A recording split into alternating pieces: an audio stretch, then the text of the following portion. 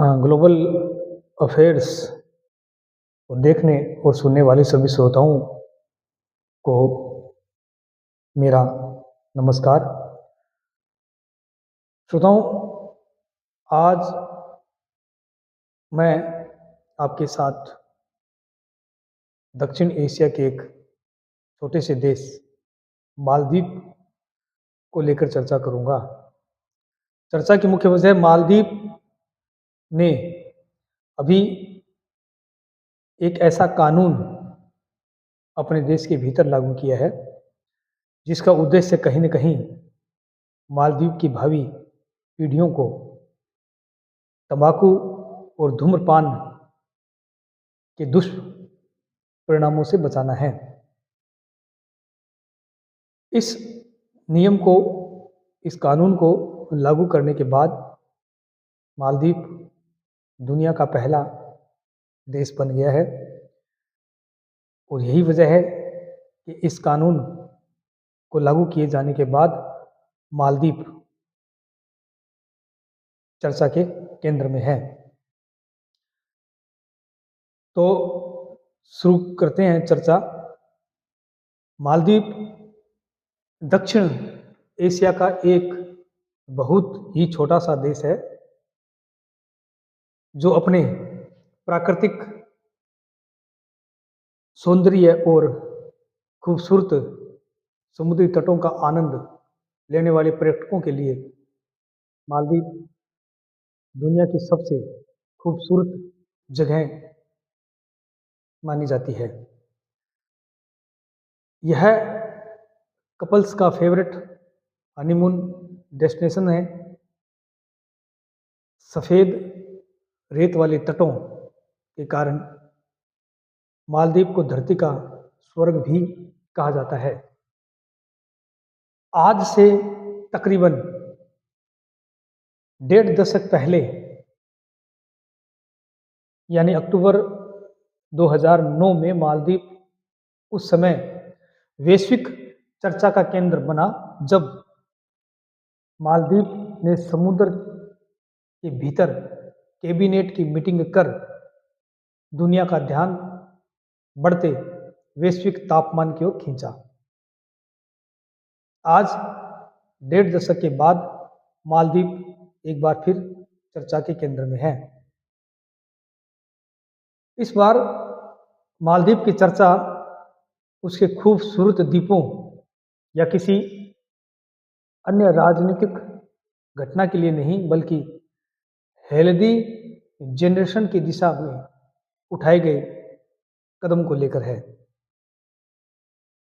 जी हाँ, मालदीव की मोहम्मद मुइज़ सरकार ने अपने देश तथा समाज को स्वस्थ और उत्पादक बनाने तथा देश के युवाओं को नशे से दूर रखने व आने वाली पीढ़ियों को तंबाकू के दुष्प्रभाव से मुक्त करने के लिए देश भर में जनरेशनल स्मोकिंग प्रतिबंध लागू कर दिया है।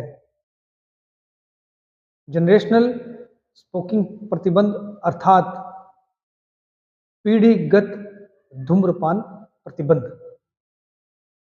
दरअसल पीढ़ीगत धूम्रपान प्रतिबंध का मतलब ऐसे कानून से होता है जिसके तहत एक निश्चित तारीख के बाद पैदा हुए व्यक्तियों के लिए तंबाकू उत्पादों को खरीदना, बेचना या इस्तेमाल करना पूरी तरह से गैरकानूनी होता है।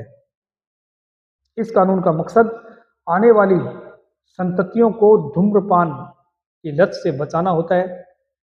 मालदीव में इस 1 नवंबर से तंबाकू पर प्रतिबंध लगाने वाले कानून को लागू कर दिया गया है।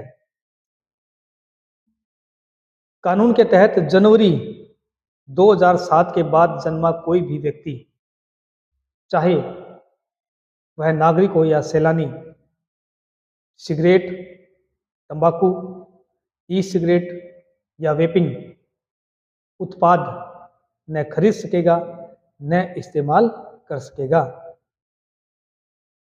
खास बात यह है कि यह नियम केवल देशवासियों पर ही लागू नहीं होगा, बल्कि जो लोग मालदीव में घूमने के लिए जा रहे हैं वे टूरिस्ट भी इस नियम की जद में होंगे। यानी अगर आपका जन्म 2007 के बाद हुआ है और आप मालदीव घूमने जा रहे हैं तो आप वहां जाकर धूम्रपान नहीं कर सकेंगे।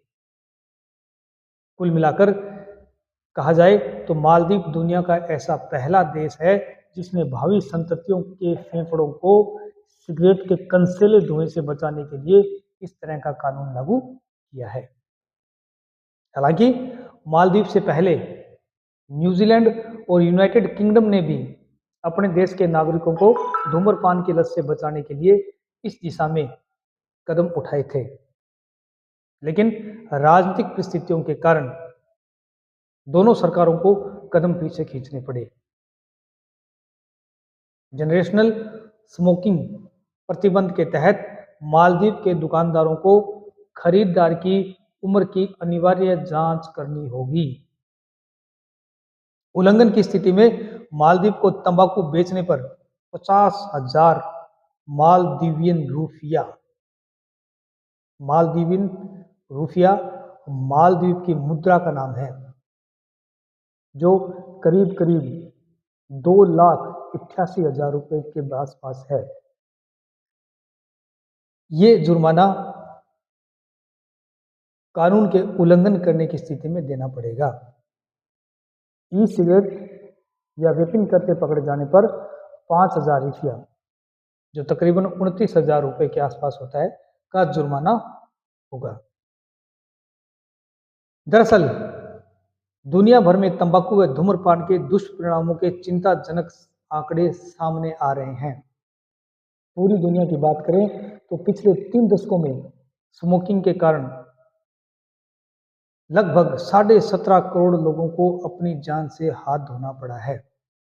भारत में भी धूम्रपान करने वालों की अच्छी खासी संख्या है। WHO के अनुसार भारत में 15 वर्ष और उससे अधिक आयु के लगभग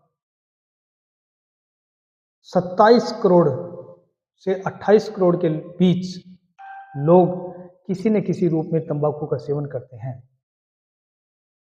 इसमें 21 करोड़ के आसपास पुरुष और तकरीबन 6 करोड़ के आसपास महिलाएं शामिल है।